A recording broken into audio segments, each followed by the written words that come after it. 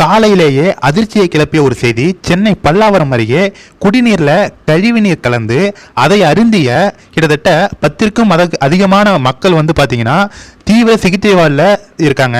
2 பேர் இறந்தும் போயிருக்காங்க. இந்த விஷயம் தற்போது பூதாகரமாக வெடித்துள்ளது. தற்போது நம்ம பாஜக தலைவர் அண்ணாமலை அவர்கள் திமுக அரசை நாரா கிழித்து தொங்க விட்டுருக்காரு.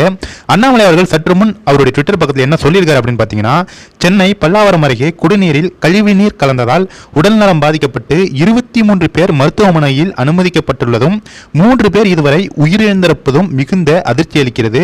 உயிரிழந்தவர்கள் குடும்பத்தினருக்கு ஆழ்ந்த இரங்கலை தெரிவித்துக் கொள்கிறேன்.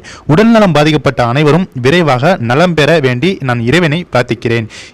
இது குறித்து கேள்வி எழுப்பிய ஊடகவியலாளர்களிடம் குடிநீர் கழிவுநீர் கலந்திருந்தால் 300 பேருக்கு மேல் பாதிக்கப்பட்டிருப்பார்கள். ஆனால் 20 பேர் மட்டும்தான் பாதிக்கப்பட்டுள்ளனர். எனவே மக்கள் மீதுதான் தவறு இருக்கிறது என்று திமிராக பதிலளித்துள்ளார் அமைச்சர் திரு தாமோ அன்பரசன். 23 பேர் இன்னைக்கு ஹாஸ்பிட்டலில் கழிவுநீர் கலந்து குடிநீரில் கலந்துச்சுன்ற மாதிரி சொல்லி வயிற்றுப்போக்கு இன்னைக்கு ஹாஸ்பிட்டலில் அட்மிட் ஆகிருக்கிறாங்க.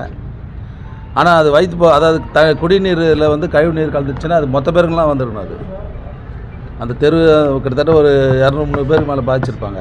ஆனால் ஒரு 23 பேர் தான் பாதிப்பு. அதில் கூட இப்போ குரோம்பேட்டை அரசு மருத்துவமனையில் ஒரு 5 பேர் இருக்கிறாங்க.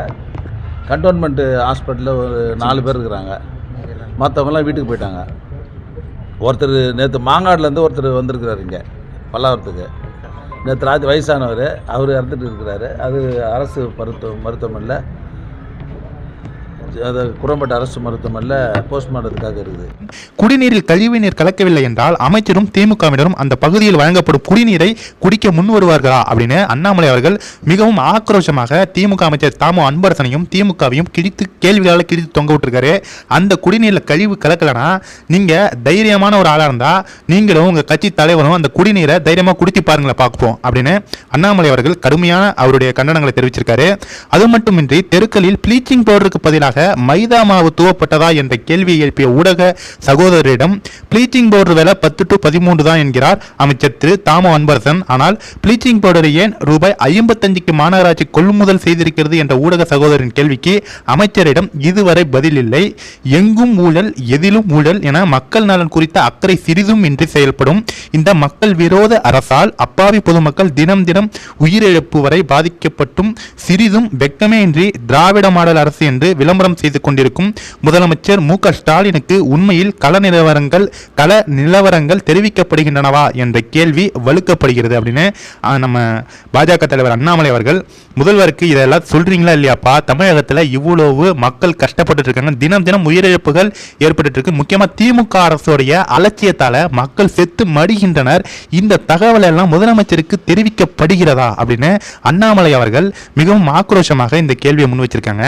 ஆனா தாமோ அன்பரசன் சொன்ன வார்த்தையை பாருங்க.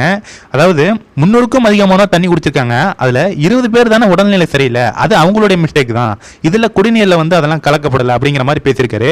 தைரியம் இருந்தா தாமோ அன்பரசனும் உங்க கட்சி தலைவர் முதல்வர் திரு ஸ்டாலின் அவர்களும் அந்த தண்ணீரை குடித்து பாருங்க அப்படின்னு அண்ணாமலை அவர்கள் தாமோ அன்பரசனுக்கு தரமான ஒரு பதிலடி கொடுத்திருக்காரு. கண்டிப்பா இந்த வீடியோவை எல்லாருக்குமே கொண்டு போய் சேருங்க, முக்கியமா பட்டி தொட்டி எங்கும் எல்லாருக்குமே கொண்டு போய் சேருங்க. Thank you friends.